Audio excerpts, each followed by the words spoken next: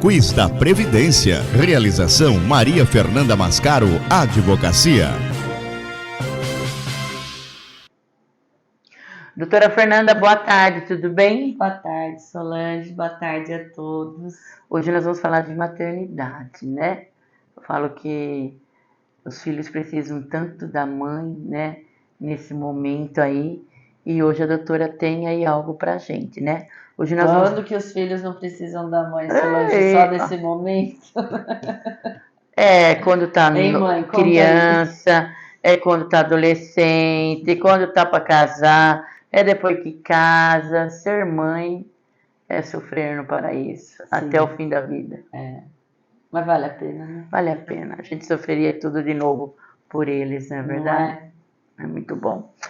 Isenção de carência para salário, maternidade de contribuintes individual e facultativa. O que mudou com a instrução normativa do INSS número 188?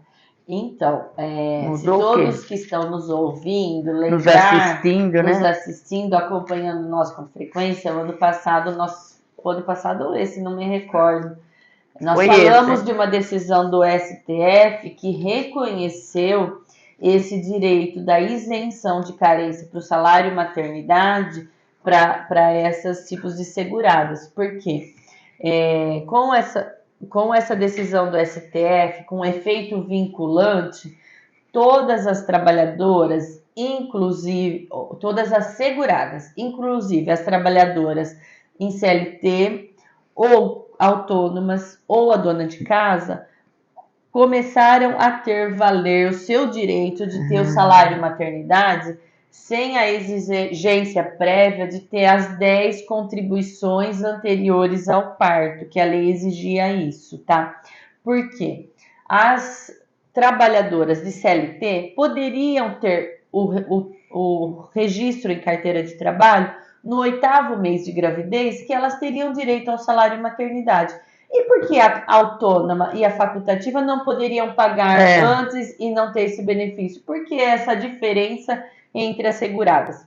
Agora ficou... Como o STF decidiu isso, o INSS já colocou na instrução normativa, que é uma instrução interna, para fazer valer esse direito lá quando a pessoa, a mãe, faz o pedido do salário maternidade lá no requerimento administrativo no INSS.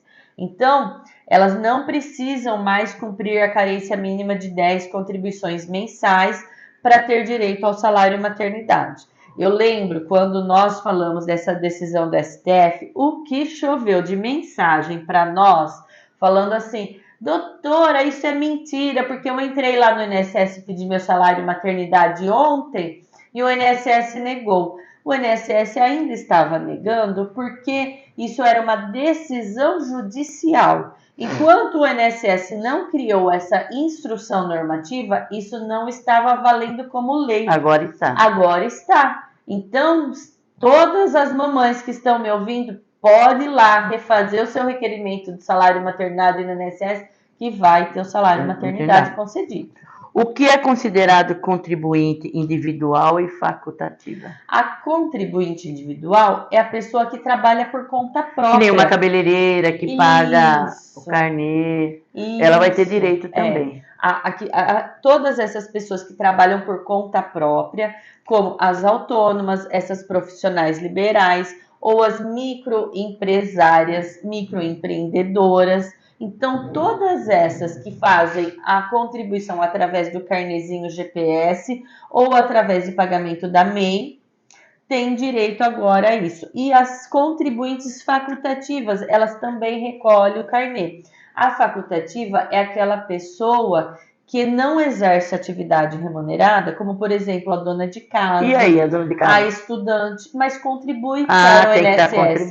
Tem um código específico de contribuinte facultativo. As donas de casas, estudantes e estagiárias podem contribuir para o INSS para ter os seus direitos como seguradas. Tem que estar contribuindo, isso. Gente, né? Essa regra já valia para outros tipos de asseguradas? Então, é o que eu falei inicialmente.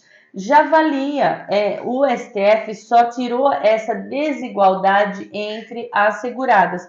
As empregadas de carteira assinada, as trabalhadoras domésticas, as seguradas especiais já tinham essa isenção de carência para o salário maternidade.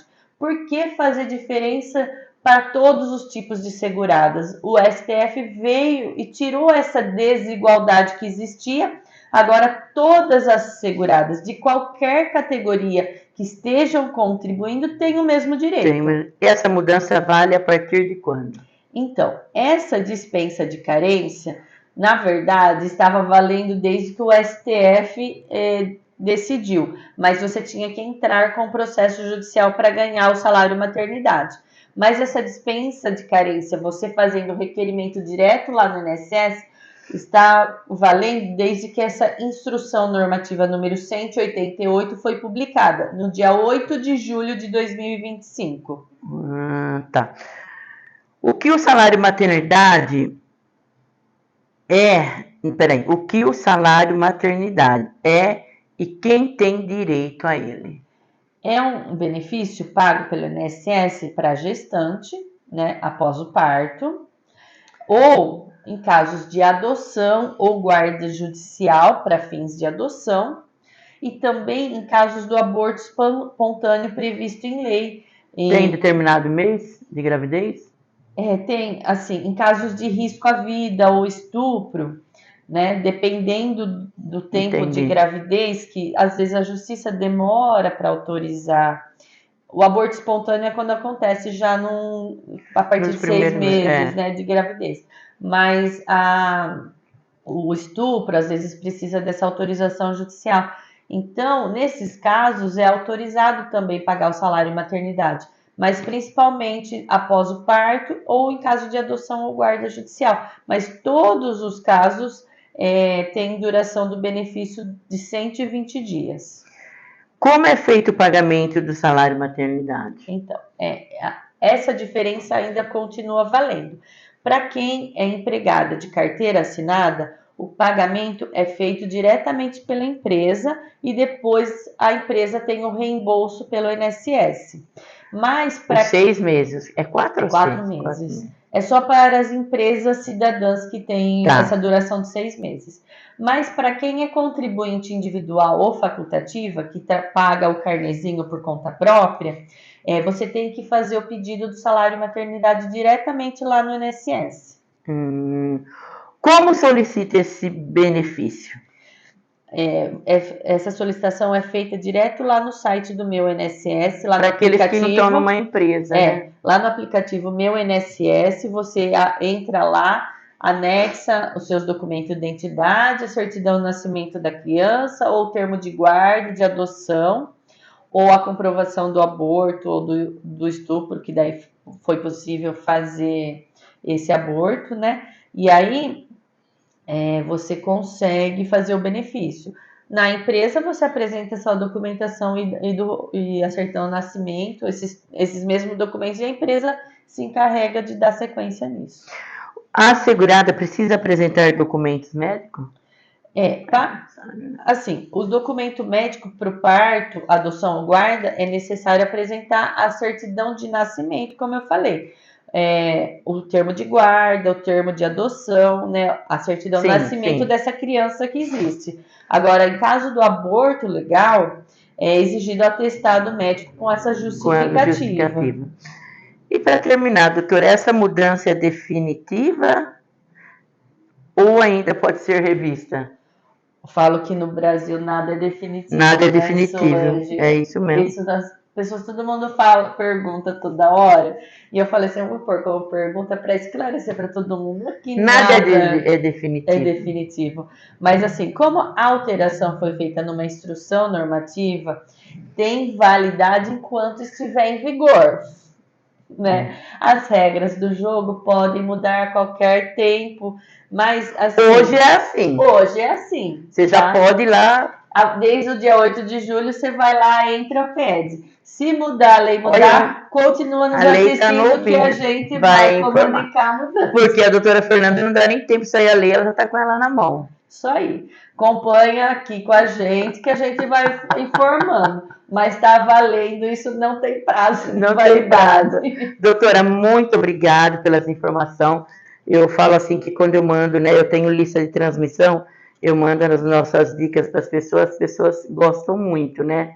Porque é informativo isso, né? É informar a nossa população, sim, né? Que está tão carente aí de informação. Muito obrigada. Semana que vem estou de volta. Estou à disposição e estou te esperando.